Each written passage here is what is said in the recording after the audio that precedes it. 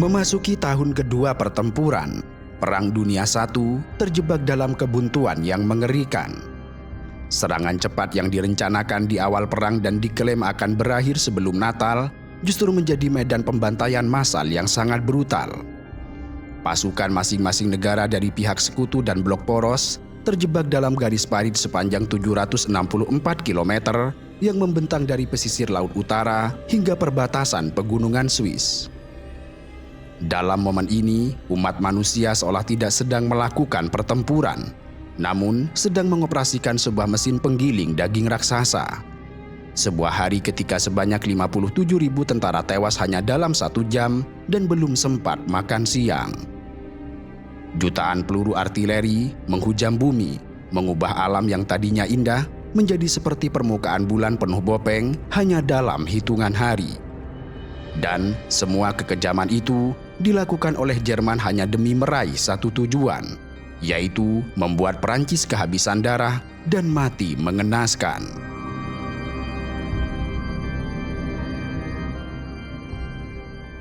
Memasuki pergantian tahun menuju 1916, Jerman menyadari bahwa posisinya kian terjepit.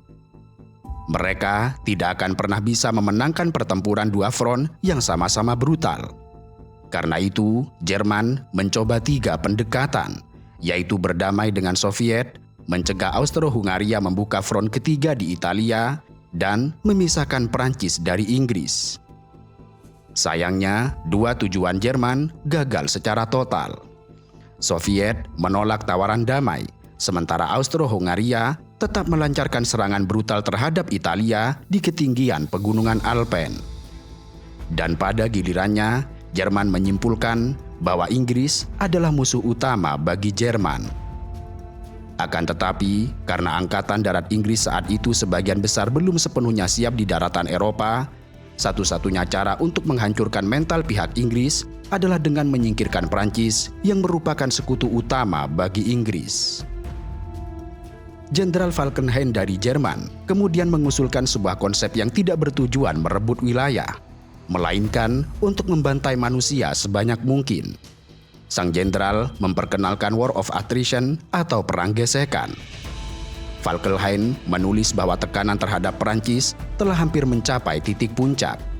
Sehingga jika Jerman bisa menekan satu titik yang sangat berharga bagi kebanggaan nasional Prancis, maka Komando Tinggi Prancis akan terpaksa melemparkan setiap prajurit yang mereka miliki untuk mempertahankannya.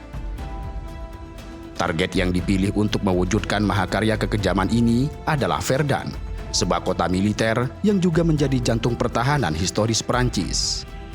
Verdun telah menjadi benteng pertahanan Prancis sejak invasi Attila pada abad ke-5 dan menjadi bagian penting dari sejarah sejak perjanjian Verdun pada tahun 843. Di sekitar Verdun terdapat sistem pertahanan raksasa yang terdiri dari cincin ganda yang berisi 28 benteng utama serta struktur pertahanan yang lebih kecil. Dan lebih dari nilai historisnya, Verdun memiliki kelemahan taktis yang sangat diincar oleh Jerman. Secara geografis, Verdun membentuk sebuah tonjolan yang menjorok ke dalam garis pertahanan Jerman. Dan hal inilah yang memungkinkan artileri Jerman untuk menembak ke arah Verdun dari 3 sisi yang berbeda sekaligus. Jerman berniat mengubah Verdun menjadi The Blutgerinder atau penggiling daging, di mana pemuda-pemuda Perancis akan digiling hingga habis oleh artileri Jerman yang aman berada di kejauhan. Di pihak Perancis, situasi di Verdun sebelum serangan Jerman justru sangat memprihatinkan. Jenderal Joseph Joffre, komandan tertinggi Perancis, memiliki keyakinan keliru bahwa era benteng pertahanan statis telah berakhir setelah melihat bagaimana benteng-benteng Belgia dengan mudah dihancurkan oleh Jerman pada tahun 1914. Akibatnya, Joffre memerintahkan pelucutan senjata dari benteng-benteng Verdun. Meriam-meriam ditarik dan ribuan prajurit garnisun dipindahkan ke garis depan parit biasa. Sehingga dengan demikian, pertahanan Verdun pada awal 1916 berada pada titik terlemahnya. Serangan dari pihak Jerman awalnya direncanakan lebih awal, tetapi cuaca musim dingin yang buruk menunda operasi tersebut. Kendati demikian, pada tanggal 21 Februari 1916, langit akhirnya cukup cerah untuk memulai salah satu serangan paling apokaliptik dalam sejarah perang. Jerman mengerahkan ribuan meriam artileri dan melepaskan badai baja ke arah garis pertahanan Perancis. Hutan-hutan lebat di sekitar Verdun hancur menjadi serpihan kayu bermandikan lumpur dalam hitungan jam. Pasukan Perancis yang berada di garis depan yang tidak memiliki perlindungan beton karena benteng mereka telah dilucuti, terkoyak-koyak oleh ledakan. Hanya dalam waktu 4 hari setelah dimulainya serangan terbuka, pasukan Jerman telah mencapai benteng Douaumont. Padahal di atas kertas, Douaumont adalah benteng terkuat dan paling modern di dunia. Benteng ini memiliki atap beton bertulang baja setebal 2,5 meter yang tertutup tanah, serta dilengkapi persenjataan dalam menara baja yang bisa ditarik masuk. Kehilangan Douaumont menyadarkan Komando Tinggi Perancis bahwa mereka berada di ambang kehancuran. Benteng itu adalah simbol kebanggaan nasional dan kehilangannya menciptakan teror psikologi ke seluruh negeri. Bahkan, seorang komandan divisi Perancis memperkirakan bahwa hilangnya benteng tersebut akan mengorbankan 100.000 nyawa tentara Perancis untuk merebutnya kembali. Dan benar saja, Jenderal Henry Philippe Pétain ditunjuk untuk mengambil alih pertahanan Verdun dengan menggunakan segala cara. Akan tetapi, masalah terbesar bagi Pétain adalah kekurangan logistik. Jerman sangat memahami geografi Verdun. Mereka telah memotong atau menembaki jalur kereta api utama yang menghubungkan Verdun ke seluruh Perancis. Dan tanpa amunisi, meriam Perancis akan bungkam. Tanpa makanan, prajurit akan mati kelaparan. Dan tanpa pasukan pengganti, unit di garis depan akan musnah tanpa sisa. Namun, dalam kondisi semacam itu, Pétain menemukan satu-satunya jalan keselamatan. Sebuah jalan tanah pedesaan selebar 7 meter dan membentang sejauh kurang lebih 60 km. Jalan ini kemudian dikenal sebagai La Voie Sacrée atau Jalan Suci. Perancis mengerahkan operasi logistik bermotor berskala kolosal pertama dalam sejarah peperangan. Setiap kendaraan yang bisa ditemukan di Perancis, mulai dari truk militer, bus kota Paris hingga mobil pribadi, segera diambil alih. Disiplin ini diterapkan dengan sangat ketat. Arus lalu lintas tidak boleh berhenti sedetik pun. Jika ada truk yang mogok, dilarang keras untuk diperbaiki di tengah jalan. Truk itu harus segera didorong secara paksa ke parit di pinggir jalan agar konvoi logistik tetap mengalir. Karena ribuan truk melintas setiap hari, jalan tanah tersebut hancur menjadi bubur. Dan untuk mencegah jalanan amblas, ribuan prajurit dan tawanan perang Jerman diperintahkan bekerja 24 jam sehari. Mereka melemparkan ratusan ribu ton batu dari tambang terdekat ke bawah roda-roda truk yang sedang berjalan, membiarkan roda truk bertindak sebagai mesin giling raksasa. Sementara di udara, skuadron pesawat tempur Perancis terus berpatroli untuk melindungi jalan ini dari pengeboman udara Jerman. Dan akhirnya, Jalan Suci itu berhasil menyelamatkan Verdun dari kelumpuhan logistik, kendati harus dibayar dengan keringat serta darah. Memasuki bulan Juni, setelah kegagalan Jerman untuk menghancurkan mental Prancis secara instan, artileri mereka mengalihkan pandangan ke Benteng Vauques yang merupakan benteng utama kedua di komplek Verdun. Nasib Benteng Vauques sangat berbeda dengan benteng sebelumnya. Di benteng ini, pasukan Prancis memberikan perlawanan yang mencatatkan sejarah ketahanan manusia yang luar biasa. Pada 2 Juni 1916, pasukan keju Jerman menyerang menggunakan penyembur api yang merupakan senjata baru saat itu. Semburan api cair ini memaksa prajurit Prancis untuk mundur ke dalam terowongan bawah tanah benteng. Sehingga apa yang terjadi di dalam benteng tersebut selama 5 hari berikutnya adalah gambaran dari neraka bumi. Pertempuran beralih menjadi perang bawah tanah dan menjadi yang pertama dalam skala sebesar ini selama Perang Dunia I. Di dalam koridor beton yang gelap, sempit dan pengap, pasukan Prancis dan Jerman saling membantai dari jarak beberapa meter saja menggunakan granat, bayonet, serta senapan mesin. Kendati perlawanan Prancis sangat gigih, namun musuh utama mereka bukanlah pasukan Jerman, melainkan ketiadaan air. pasokan air benteng telah hancur, sementara sebagian wadah cadangannya terkontaminasi oleh gas atau kotoran. Dan dalam kondisi itu, prajurit Prancis terpaksa menjilat kelembaban dari dinding beton, dan banyak yang menderita halusinasi akibat kehausan ekstrim.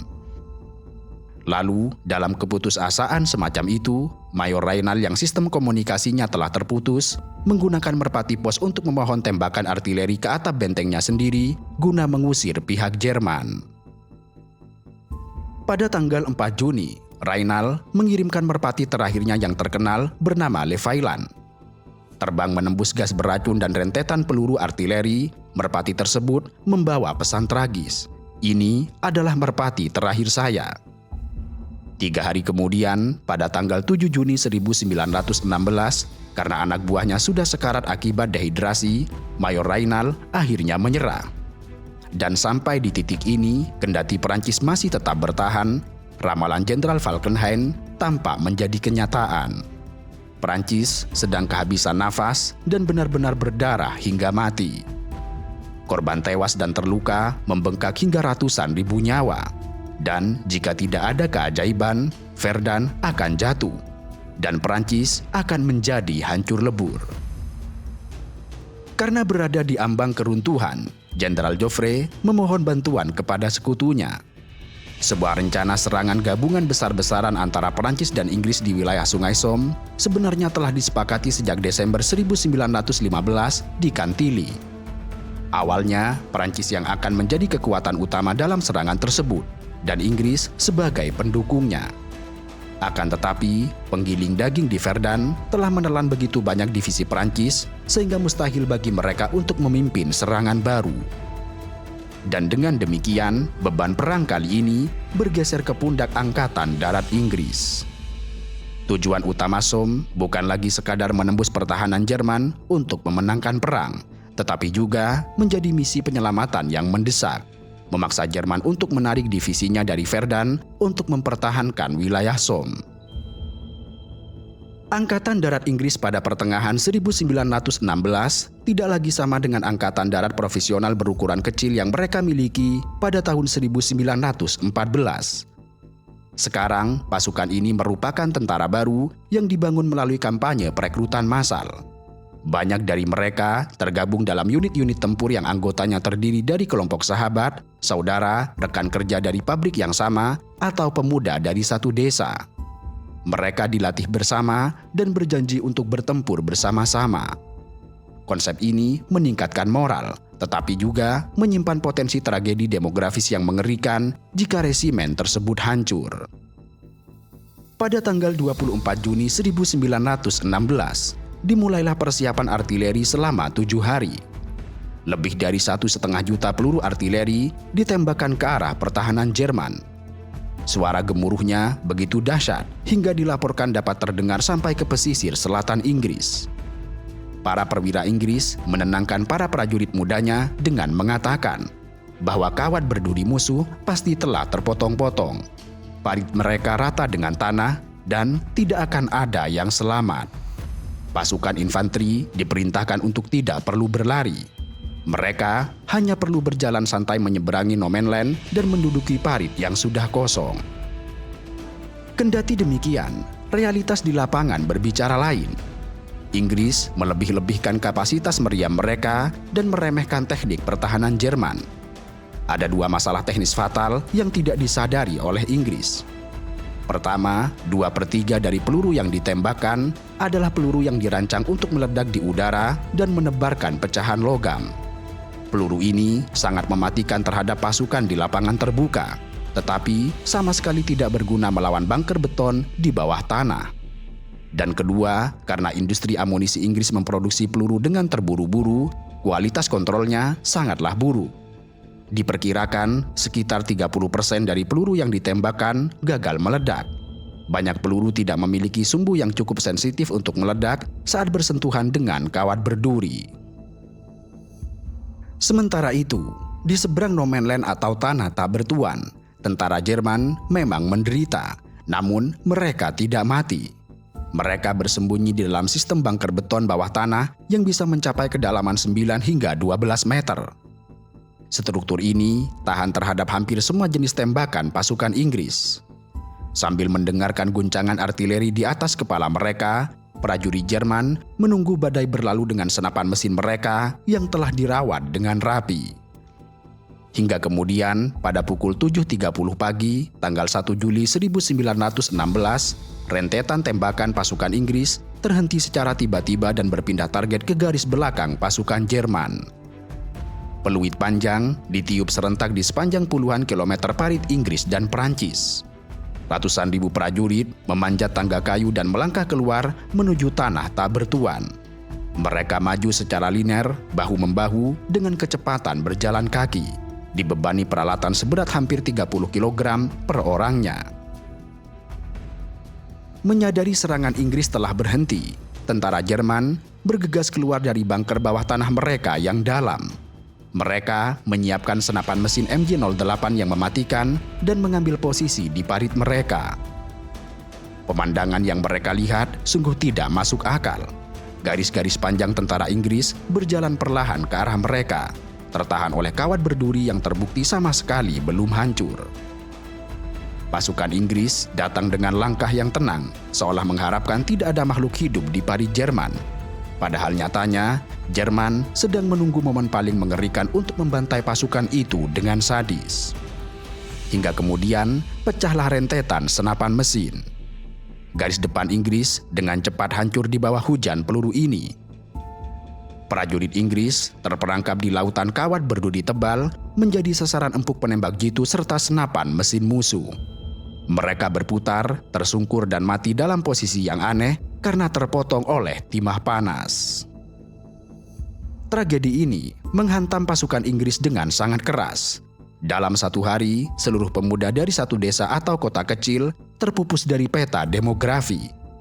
Sekitar 57.470 prajurit Inggris bergelimpangan di tanah tak bertuan. Puluhan ribu tubuh prajurit terkoyak, berdarah, kehilangan anggota badan, dan menangis memanggil ibu mereka di tengah raungan artileri. Dan lebih mengerikan lagi, dari lautan manusia yang tumbang mengenaskan itu, sebanyak 19.240 jiwa tewas di tempat. 19.000 pemuda yang memiliki mimpi, keluarga dan masa depan itu dihapus dari muka bumi hanya dalam hitungan jam. Dan ini menjadi hari paling berdarah yang pernah dan akan selalu menghantui sejarah militer Inggris. Bulan Juli hingga Agustus mengubah serangan Somme menjadi realitas yang paling dihindari oleh para jenderal, yaitu perang parit yang berjalan lambat, melelahkan, dan mengikis batas kewarasan para prajurit. Area di antara kedua belah pihak dipenuhi oleh jalinan kawat berduri rapat, ranjau sisa artileri, serta kawah-kawah raksasa yang dipenuhi air. Kehidupan di dalam parit Verdun maupun Somme menjadi teror biologis dan psikologis. Masalah utama yang dihadapi oleh prajurit selain peluru adalah alam dan sanitasinya. Lantai parit seringkali merupakan campuran kental antara lumpur, air hujan, feses, urin, serta potongan daging manusia yang membusuk. Aroma kematian begitu menyengat sehingga seringkali tercium jauh sebelum medan perang terlihat. Kondisi jorok ini mengandung dua jenis parasit utama yang menjadi wabah mengerikan. Tikus-tikus di front barat tidak seperti tikus biasa. Karena menikmati kelimpahan pasokan mayat yang tidak terkubur, tikus-tikus ini tumbuh seukuran kucing kecil. Mereka dengan berani mencuri makanan dari prajurit yang sedang tidur dan bahkan mulai memakan prajurit yang terluka parah di No Man's Land yang belum tewas. Tidak hanya itu, ditemukan juga kutu dalam jumlah jutaan di pakaian para prajurit, yang kemudian menyebabkan rasa gatal yang membuat stres dan membuat para prajurit tidak bisa istirahat. Kutu-kutu ini menyebabkan bakteri penyebab demam parit, sebuah penyakit yang melumpuhkan pasukan dengan sakit kepala yang luar biasa, demam, serta nyeri otot parah. Selain penyakit, genangan air dingin memunculkan sindrom mengerikan yang dikenal sebagai kaki parit. Prajurit yang harus berdiri selama berhari-hari di dalam air sedalam mata kaki hingga lutut, tanpa pernah bisa mengeringkan sepatu dan kaus kaki mereka, akan mendapati jaringan kaki mereka mati rasa, membengkak, dan berubah warna menjadi hitam dan membusuk. Dan dalam kondisi ini, amputasi kaki menjadi pemandangan sehari-hari di rumah sakit lapangan. Di sisi psikologis, penderitaan tidak kalah hebat. Bersembunyi di dalam tanah, tidak mampu melihat musuh sambil terus-menerus dianiaya oleh ledakan meriam besar dan ancaman serangan gas kimiawi, menimbulkan ketegangan mental ekstrim yang mengarah pada kondisi yang saat itu disebut sebagai shell shock. Prajurit menjadi histeris, kehilangan kemampuan berbicara, gemetar tidak terkendali, dan lumpuh karena teror traumatis. Kengerian di wilayah Somme tidak hanya dirasakan oleh Inggris dan Perancis. Somme juga menjadi kuburan bagi pasukan dari seluruh Imperium Inggris. Pasukan Australian and New Zealand Army Corps atau ANZAC dan pasukan Kanada ditarik ke dalam pertempuran untuk memperkuat barisan yang berlubang. Di sektor Pozieres dan Fromelles, divisi ke-1, ke-2, ke-4, dan ke-5 Australia dilemparkan ke dalam badai api. Serangan di Fromelles yang dimaksudkan sebagai serangan pengalih perhatian justru berubah menjadi bencana besar. Karena persiapan artileri yang buruk dan posisi musuh yang terlalu dekat, divisi ke-5 Australia kehilangan lebih dari 5.500 prajurit hanya dalam waktu 24 jam. Dan secara keseluruhan, pertempuran di sekitar Pozieres selama bulan Juli hingga awal September mengakibatkan 24.000 korban di pihak Australia, termasuk 6.741 yang tewas, sebuah kehilangan demografis yang sangat masif bagi negara muda tersebut. Pasukan Selandia Baru juga tidak luput dari pembantaian. Sebanyak 18.000 prajurit Selandia Baru bertempur di Somme, menderita 6.000 luka-luka dan 2.100 tewas. Begitu pula dengan pasukan Kanada yang mencatatkan peran vital mereka. Melihat pasukannya terkuras darah di kawat berduri, militer Inggris menyadari bahwa mereka memerlukan inovasi radikal untuk mengakhiri kebuntuan parit. Manusia yang rapuh tidak bisa lagi diadu langsung melawan senapan mesin. Kemudian solusinya lahir dari Komite Kapal Darat yang dibentuk pada Februari 1915, disponsori oleh Winston Churchill yang saat itu menjabat sebagai penguasa pertama Angkatan Laut Inggris. Tujuannya adalah menciptakan kendaraan tempur lapis baja beroda rantai yang mampu melintasi medan perang berlubang, menghancurkan rintangan kawat berduri, dan menetralisir senapan mesin. Untuk merahasiakan proyek ini dari agen mata-mata Jerman, kendaraan ini diberi kode nama penyamaran tank agar terlihat seperti proyek pembuatan tangki pembawa air. Insinyur William Triton dan Walter Wilson pada awalnya menciptakan perwarupa yang disebut sebagai Little Willie pada akhir tahun 1915. Namun ternyata kendaraan ini terbukti gagal mengatasi parit-parit lebar di front barat. Wilson kemudian merancang desain radikal berbentuk belah ketupat bernama Mother atau Big Willie pada awal 1916. Desain melingkar ini memungkinkan rantai penggerak berjalan mengitari seluruh tubuh sasis, memberikan kendaraan itu kemampuan luar biasa untuk memanjat rintangan vertikal dan menyeberangi parit selebar hampir 3 meter. Model inilah yang disetujui untuk diproduksi secara massal di bawah nama Mark I. Pada pertengahan September, dalam fase ketiga dari serangan Somme, monster besi ini bersiap untuk pertempuran. Maka, pada pagi berkabut pada tanggal 5 September 1916, sejarah perang berubah untuk selamanya. Sebanyak 49 tank dari pasukan mesin barat dikerahkan bersama dengan infanteri Inggris, Kanada, serta Selandia Baru. Kendati demikian, kinerja teknis tank pada hari debutnya jauh dari kata sempurna. Mesin-mesin ini sangat tidak dapat diandalkan.